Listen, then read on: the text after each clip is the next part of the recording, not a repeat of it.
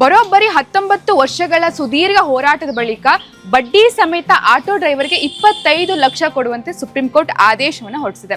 ಹೌದು, ಇದು 2007ರಲ್ಲಿ ಜೂನ್ 7ರಲ್ಲಿ ಆಟೋ ಡ್ರೈವರ್ ಕೆ ಉಮೇಶ್ ಅನ್ನುವಂತಹ ವ್ಯಕ್ತಿ ಜೋರಾಗಿ ಮಳೆ ಬರ್ತಾ ಇರುತ್ತೆ. ಸೊ ಆ ಸಮಯದಲ್ಲಿ ಅವರು ಸ್ಟೇಡಿಯಂ ಹತ್ರ, ಚಿನ್ನಸ್ವಾಮಿ ಸ್ಟೇಡಿಯಂ ಹತ್ರ ಹೋಗಿ ಒಂದು ಮರದ ಹತ್ರ ಆಟೋವನ್ನ ನಿಲ್ಲಿಸಿ ಕುತ್ಕೊಂಡಿರ್ತಾರೆ. ಸೊ ಆ ಸಮಯದಲ್ಲಿ ತುಂಬಾ ಗಾಳಿ ಮಳೆ ಬರ್ತಾ ಇರುವಂತ ಕಾರಣದಿಂದಾಗಿ ಮರ ಏನಾಗುತ್ತೆ, ಅವರ ಆಟೋ ಮೇಲೆ ಬೀಳುತ್ತೆ. ಸೊ ಇದರಿಂದ ಆಟೋ ನಜ್ಜುಗುಜ್ಜಾಗುತ್ತೆ ಅಂಡ್ ಅವರ ಮೇಲೂ ಕೂಡ ಮರ ಬೀಳುತ್ತೆ. ಸೊ ಇದರಿಂದ ಅವ್ರಿಗೆ ಬೆನ್ನು ಮೂಳೆಗೆ ತುಂಬಾ ಏಟ್ ಬಿದ್ದಿರುತ್ತೆ.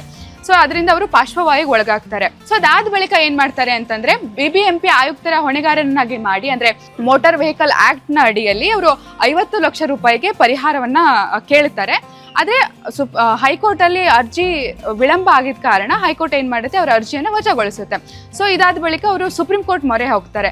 ಸುಪ್ರೀಂ ಇದನ್ನ ಆಲಿಸಿ ಏನ್ ಮಾಡುತ್ತೆ, ಇವರಿಗೆ 17 ಲಕ್ಷ ಪರಿಹಾರವನ್ನ ಕೊಡಬೇಕು ಅಂತ ಮತ್ತೆ ಹೈಕೋರ್ಟ್ಗೆ ಆದೇಶವನ್ನ ಮಾಡುತ್ತೆ. ಸೊ ಇದಾದ ಬಳಿಕ BBMP ಅವರು, ಆಗಿನ BBMP ಅವ್ರು ಏನ್ ಮಾಡ್ತಾರೆ, ಇದು ನಮ್ಮಿಂದ ಆಗಿರುವಂತಹ ಕೆಲಸ ಅಲ್ಲ, ನಾವು ಅದಕ್ಕೆ ಜವಾಬ್ದಾರಿ ಅಲ್ಲ, ಇದು ನೈಸರ್ಗಿಕವಾಗಿ ನ್ಯಾಚುರಲ್ ಆಗಿ ಆಗಿರುವಂತದ್ದು, ನಾವು ಜವಾಬ್ದಾರಿ ಆಗೋಕ್ಕಾಗಲ್ಲ ಅಂತ ಹೇಳುತ್ತೆ. ಆದ್ರೆ ಸುಪ್ರೀಂ ಕೋರ್ಟ್ ಏನ್ ಹೇಳುತ್ತೆ ಅಂತಂದ್ರೆ, ಹೌದು ನಾವು ಪ್ರತಿಯೊಂದು ಮರದ ಮೇಲೂ ನಾವು ಲಕ್ಷ್ಯ ಇಡೋದಕ್ಕಾಗೋದಿಲ್ಲ, ಆದ್ರೆ ಯಾವ ಮರ ಅಪಾಯಕಾರಿ ಅಂತ ಅನ್ಸುತ್ತೋ, ಯಾವುದು ರೋಡ್ ಪಕ್ಕ ಇರುತ್ತೋ, ಒಣಗಿರೋ ಮರಗಳಿರುತ್ತೋ ಅದನ್ನೆಲ್ಲ ಸರಿಯಾಗಿ ನಿಭಾಯಿಸುವಂಥದ್ದು BBMP ಅವರ ಕರ್ತವ್ಯನೇ ಆಗಿರುತ್ತೆ. ಸೊ ಹಾಗಾಗಿ ಹಿಂದೆ ಏನು 17 ಲಕ್ಷ ಅವರಿಗೆ ಪರಿಹಾರವನ್ನ ಘೋಷಣೆ ಮಾಡಿದ್ವಿ, ಅದರ ಜೊತೆಗೆ ಬಡ್ಡಿಯನ್ನು ಸೇರಿಸಿ 25 ಲಕ್ಷ ರೂಪಾಯಿಯನ್ನ ಕೊಡಬೇಕು ಅಂತ ಆದೇಶವನ್ನ ಹೊರಡಿಸಿದೆ.